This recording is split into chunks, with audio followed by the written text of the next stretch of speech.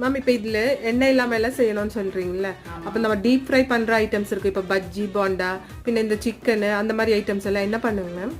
அது நீங்க எண்ணெய் ஊத்தி தான் செய்யணும். பஜ்ஜி போண்டாலாம் எண்ணெயில பொரிச்சாதான் அது பஜ்ஜி போண்டா டேஸ்ட் இருக்கும். ஆமா, ஆனா எண்ணெய் இல்லாம யூஸ் பண்ண முடியாதுன்னு கிடையாது. இதுல நீங்க எண்ணெய் ஊத்தி முறுக்கு சுடலாம், அதிரசம் செய்யலாம், பஜ்ஜி போண்டா அப்பளம் பூரி இது எல்லாமே நீங்க டீப் ஃப்ரை பண்ண முடியும்.